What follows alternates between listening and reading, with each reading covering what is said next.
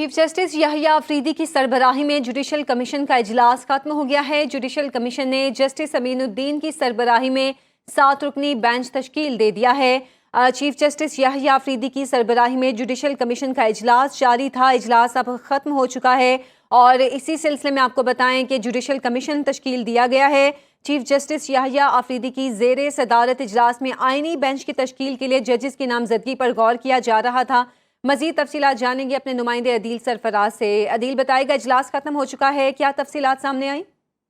जी बिल्कुल, chief justice Yahya Afridi की सरबराही में जुडिशल कमीशन का इजलास खत्म हो चुका है। जराए ये दावा कर रहे हैं कि जस्टिस अमीनुद्दीन खान को जो आईनी बेंच है उसका सरबराह मुकर्रर किया गया है, प्रिजाइडिंग जज मुकर्रर किया गया है, जबकि उनके साथ justice Jamal Mandokhail, justice Ayesha Malik, justice Mohammad Ali Mazhar, justice Hasan Azhar Rizvi को भी आईनी बेंच का हिस्सा बनाया गया है। ताहम अभी हतमी तौर पर कोई चीज सामने नहीं आई। जराए ये दावा जरूर कर रहे हैं कि इन तमाम जजेस साहिबान को आईनी बेंच का हिस्सा बनाया गया है। मुमकिन तौर पर अब से कुछ देर के बाद एक एलामिया सुप्रीम कोर्ट या जुडिशल कमीशन की जानिब से जारी किया जाएगा, जिसमें मजीद भी वाज़ेह होगा कि आज के इस जुडिशल कमीशन इजलास में क्या क्या फैसले किए गए हैं। जी तो अदील ये बताइएगा कि जस्टिस याहिया अफरीदी की सरबराही में ये इजलास जारी था।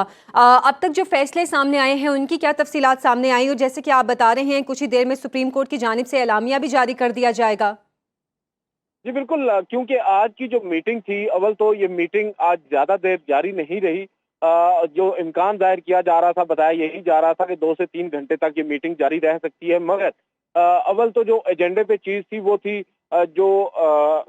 इसका आप कह सकते हैं जुडिशल कमीशन के लिए एक दफ्तर उन्होंने बनाना था, कायम करना था, उसके हवाले से फैसला करना था। और दूसरा ये कि कॉन्स्टिट्यूशनल बेंचेस को कौन हेड करेगा और कॉन्स्टिट्यूशन बेंचेस का हिस्सा कौन होगा।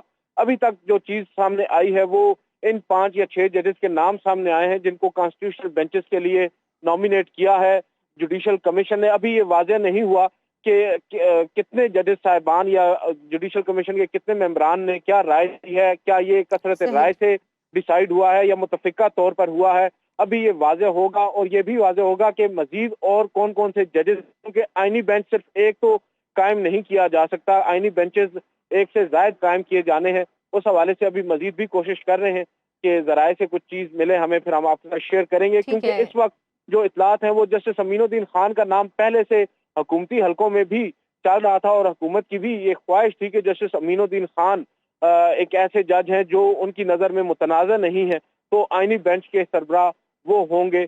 और अब इसके बाद अगला जो मरला होगा वो जुडिशल कमीशन के 13वें रुकन की नामजदगी होगा, क्योंकि जो 26वीं आईनी तरमीम है उसमें ये लिखा हुआ है, उसमें ये वाज़ेह तौर पर लिखा हुआ है कि कॉन्स्टिट्यूशनल बेंच का जो सरबराह होगा वो भी जुडिशल कमीशन का मेंबर होगा। जबकि यहाँ पर हम देख रहे हैं कि justice Aminuddin Khan already judicial commission का। ठीक है अदील, अब साथ ही रहेगा कामरान खान, ब्यूरो चीफ इस्लामाबाद ने भी हमें ज्वाइन किया है। कामरान खान, जुडिशल कमीशन ने आईनी बेंच तश्कील दे दिया है, अभी बकौल अदील के अभी मजीद तो तफसीलात सामने नहीं आई, आपके पास क्या अपडेट्स हैं? देखिए, ये जुडिशल कमीशन का जो इजलास था इसमें 5 के मुकाबले में 7 जज साहब मेंबरान जो थे उसके उन्होंने अक्सरियत राय से ये फैसला किया है कि जस्टिस अमीनुद्दीन जो होंगे वो प्रिजाइडिंग जज होंगे, और यानी जो आईनी बेंच की तश्कील है उसमें वो उस आईनी बेंच की सरबराही करेंगे। तो इस ओहदे की मुनासबत से जस्टिस अमीनुद्दीन जो है न सिर्फ ये कि आईनी बेंच के सरबराह बल्कि अब वो 13वें रुकन भी बन जाएंगे उसी जुडिशल कमीशन के जिसने कि आज ये इजलास में उनकी मंजूरी दी है।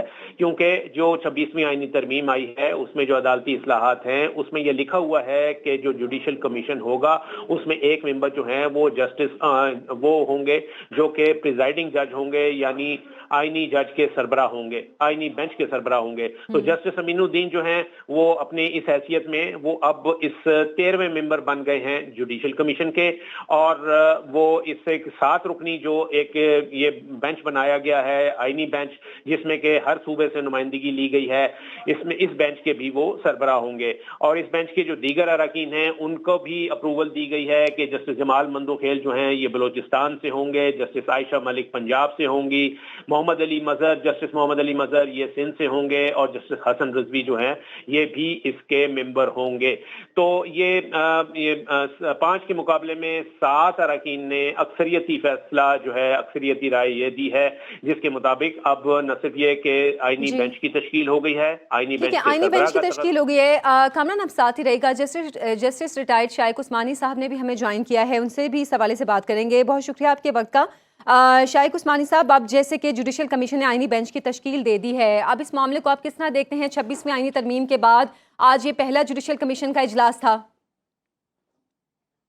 ये तो पहला इजलास था और ये पहली दफा प्रिजाइडिंग ऑफिसर बना है एक जुडिशल कमीशन जो कि सिर्फ ये कॉन्स्टिट्यूशन बेंच के तौर पे काम करेगा। जितने कॉन्स्टिट्यूशन मैटर्स होंगे 184(3) के जितने मैटर्स होंगे वो ये डिसाइड करेगा। ये तो बड़ी क्योंकि पहली दफा ये बनी है बेंच, तो ये तो बड़ी इम्पोर्टेंट डिसीजन है और बड़े स्मूथली बन गया, यानी मेजोरिटी से आराम से बन गया, कोई खास प्रॉब्लम नहीं हुआ।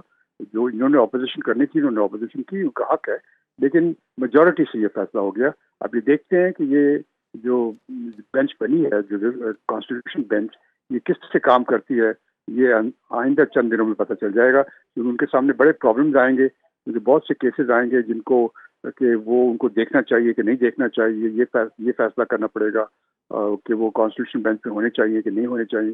तो इतना आसान आगे प्रोग्रेस नहीं होगी, लेकिन शुरुआत जो है वो अच्छी। अच्छा, जैसे कि आपने कहा कि इतना आसान नहीं होगा, लेकिन शुरुआत है वो हो चुकी है। अब पाकिस्तान में अगर कॉन्स्टिट्यूशन मैटर्स देखे जाएं तो वो काफ़ी सारे इस तरह के मामलात हैं जो कि सुप्रीम कोर्ट में भी पेंडिंग थे और जो बाकी केसेस थे वो भी पेंडिंग थे, जिसकी वजह से कॉन्स्टिट्यूशन केसेस नहीं देखे जा रहे थे। अब आपके ख्याल में जबकि बाकायदा आगाज़ हो चुका है, अब ये आसानी हो जाएगी जो कॉन्स्टिट्यूशन मामलात हैं उनके लिए?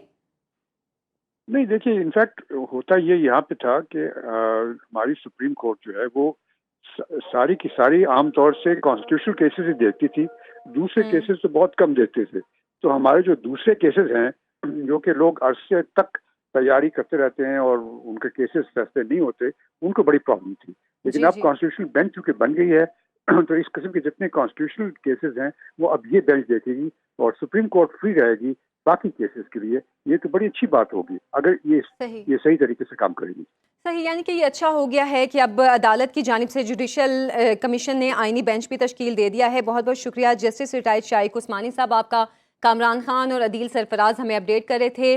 चीफ जस्टिस याहिया अफरीदी की सरबराही में जुडिशल कमीशन का इजलास खत्म हो गया है। जुडिशल कमीशन ने जस्टिस अमीनुद्दीन की सरबराही में 7 रुकनी बेंच तश्कील दे दिया है। Justice Jamal Mandokhail, justice Ayesha Malik, justice Mohammad Ali Mazhar, justice Hasan Azhar Rizvi आईनी बेंच में शामिल हैं।